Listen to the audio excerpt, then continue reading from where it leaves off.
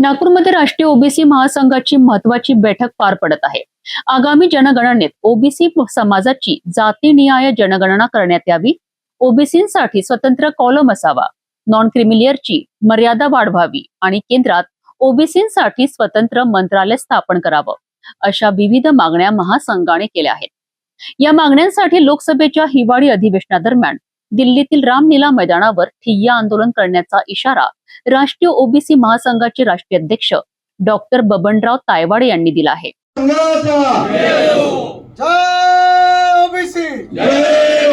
राष्ट्रीय ओबीसी महासंघाचा राष्ट्रीय ओबीसी महासंघाचा राष्ट्रीय ओबीसी महासंघाचा जय ओबीसी ओबीसीचा स्वतंत्र कॉलम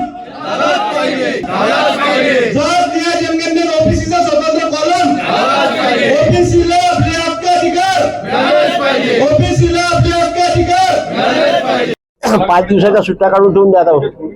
रेडी का रेडी सर, ओबीसीची राज्यव्यापी राष्ट्रीय ओबीसी महासंघाची राज्यव्यापी बैठक आहे, काय चर्चा झालेल्या आहे आणि महत्वाचा निर्णय झाला तो काय झालेला आहे? आजची ही जी राष्ट्रीय ओबीसी महासंघाची महाराष्ट्र राज्याच्या पदाधिकाऱ्यांची आणि हितचिंतकाची समविचारी संघटनाची बैठक या ठिकाणी आयोजित केलेली आहे।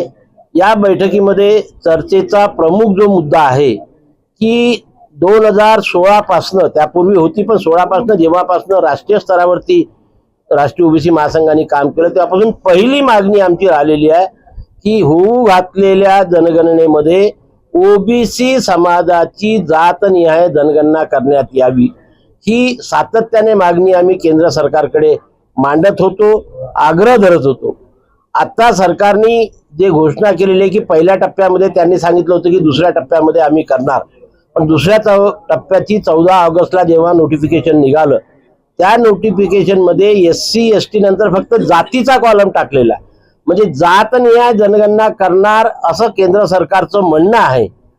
परंतु आमची जी मागणी होती की ओबीसी समाजाची जातनिहाय जनगणना करण्यात यावी। आज या देशामध्ये हा 60% वर असलेला ओबीसी समाज, याच्याकरता ज्याप्रमाणे SCचा कॉलम आहे, STचा कॉलम आहे, त्याचप्रमाणे ओबीसीचा सुद्धा कॉलम असावा आणि नंतर जातीचा कॉलम टाकावा। हा ओबीसीचा कॉलम समाविष्ट करून जर केंद्र सरकारने जनगणना केली तरच ओबीसी समाजाला न्याय मिळू शकतो, अन्यथा या ओबीसी समाजाला न्याय मिळू शकत नाही। आणि म्हणून होऊ घातलेल्या जनगणनेमध्ये जी 40 प्रश्नाची प्रश्नावली घोषित केलेली आहे त्याच्यात प्रश्न क्रमांक 10 मध्ये SC ST आणि जातीच्या ऐवजी SC ST OBC आणि जात अशा प्रकारची दुरुस्ती करून जनगणना करण्यात यावी ही आग्रहाची मागणी घेऊन आम्ही डिसेंबरमध्ये जेव्हा लोकसभेचं हिवाळी अधिवेशन सुरू राहील त्या अधिवेशनाच्या कालावधीमध्ये रामलीला मैदानावरती या देशातील ओबीसींना संघटित करून त्या ठिकाणी आम्ही ठिय्या आंदोलन करणार आहोत आणि केंद्र सरकारला या जनगणनेच्या 40 प्रश्नामध्ये 10व्या क्रमांकामध्ये ओबीसीचा कॉलम समावेश करण्याकरता बाध्य करणार आहोत, अशी आमची सध्याची भूमिका आहे। या एका मागणीसोबत केंद्रामध्ये ओबीसी मंत्रालय सुरू करावं आणि नॉन क्रिमिलियरची मर्यादा 2017 पासून वाढवली नाही आहे, ती 20 लाखापर्यंत वाढवावी। या 3 प्रमुख मागण्या घेऊन आम्ही त्या ठिकाणी ठिय्या आंदोलन करणार। सर, मागणी एकच आहे, ओबीसींची जातीनिहाय जनगणना करावी, परंतु महाराष्ट्रात ओबीसींचे वेगवेगळे गट जे आहेत ते वेगवेगळ्या बैठका घेत आहे। वडेट्टीवारांच्या नेतृत्वात संभाजीनगर मुंबईत बैठक, तुम्ही मोठे ओबीसी नेते तुमच्या नेतृत्वात। मागणी एक असताना नेते का विभागलेले आहे, ते एकत्र येऊन का मागणी करत नाही, लढत का नाही? नाही, मी जसं आता आपल्याला सांगितलं की 60% ओबीसी आहे, हा 60% ओबीसीचं नेतृत्व कोणती एक संघटना करू शकत नाही। आणि म्हणून मी तर म्हणतो जेवढ्या जास्त संघटना पुढे येतील तेवढ्या आमच्याकरता चांगली गोष्ट आहे की सर्वांच्या नेतृत्व म्हणून जेव्हा ते डोके मोजल्या जातील तेव्हा 60% ओबीसी आहे हे कळेल। आणि म्हणून जास्तीत जास्त संघटनेने पुढे यावं आणि एकमेव मुद्दा की होऊ घातलेल्या जनगणनेमध्ये ओबीसीचा स्वतंत्र कॉलम असावा, हा एकमेव मुद्दा घेऊन जर सर्व लोक एकत्रित आले आणि हिवाळी अधिवेशनामध्ये रामलीला मैदानावर दिल्लीला एकत्रित झाले, नेतृत्व कोणी करावं ते त्यांनी ठरवावं, पण ओबीसी समाजाने त्या ठिकाणी संघटित होऊन एकत्र यावं हीच माझी ओबीसी समाजाला आव्हान आहे। ओबीसी समाज चिंतेत आहे कारण की जरांगे पाटील आरपारची लढाई लढण्यासाठी निघालेले आहे. या बैठकीत ही पण चर्चा अपेक्षित आहे का? नाही, ती चर्चा होतेच आणि आज सुद्धा त्याच्यावरती चर्चा होणार. की मी काल परवा पण आपल्याशी बोललो की आता जरांगे काय पाटील काय मागतात आम्ही त्याच्याकडे लक्ष देणं बंद केलेलं आहे. ते जे काही मागतात त्याच्याकडे सरकार काय कोणत्या दृष्टीने पाहतात त्याच्याकडे आम्ही लक्ष ठेवून आहोत.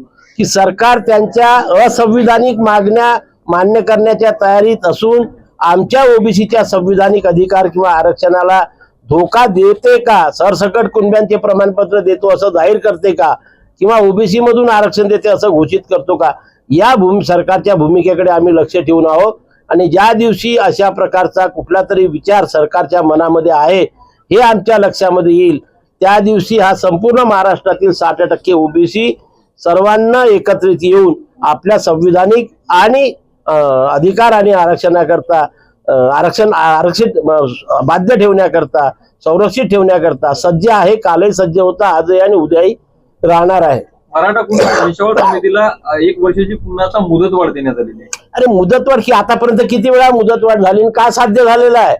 तर किती मुदतवाढ दिली तरी जे काही नियम ठरलेले आहेत ते नियम ते तोडू शकत नाही. की जसं मी तुम्हाला सांगितलं 31 जुलैला सरकारने जी आकडेवारी घोषित केली मराठवाड्यामध्ये 49,000 नोंदी सापडलेल्या आहेत. 49,000. बाकी उर्वरित महाराष्ट्राचा आणि या आंदोलनाचा काही संबंध नाही आहे.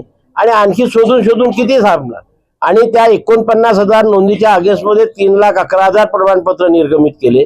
पण व्हॅलिडिटीसाठी किती लोकांनी अर्ज केले? 20,000. दिली किती लोकांना? 15,000. शेवटी व्हॅलिडिटी करता जे आवश्यक कागदपत्र आहे ते कागदपत्र जोपर्यंत संबंधित व्यक्ती संबंधित अधिकाऱ्याकडे सादर करणार नाही तोपर्यंत त्याची व्हॅलिडिटी होऊ शकत नाही. आणि व्हॅलिडिटीचा नियम केंद्र सरकारचा आहे, तो बदलणार नाही. आणि म्हणून ह्या सर्व याच्याकडे राज्यामध्ये आम्ही लक्ष ठेवून आहोत, देशामध्ये सुद्धा आहे. म्हणून या हिवाळी अधिवेशनामध्ये दिल्लीला जो आमचा ठिय्या आंदोलन होणार आहे याच्यावर देशव्यापी विचार करण्याकरता 20 सप्टेंबरला हैदराबाद येथे आमची देशव्यापी बैठक आहे. आणि त्या बैठकीमध्ये सुद्धा या डिसेंबरमध्ये होऊ घातलेल्या ठिय्या आंदोलनाचं नियोजन देशव्यापी आम्ही त्या ठिकाणी करणार आहोत. जातीनिहाय जनगणनेसोबत ओबीसी समाजाच्या विविध मागण्यांसाठी राष्ट्रीय ओबीसी महासंघाने आक्रमक भूमिका घेतली आहे. हिवाळी अधिवेशनादरम्यान दिल्लीतील रामलीला मैदानावर ठिय्या आंदोलन करण्याची घोषणा करण्यात आली आहे. त्यामुळे आगामी काळात ओबीसी आरक्षण आणि समाजाच्या प्रश्नांवरून राजकीय वातावरण आणखी तापण्याची शक्यता आहे.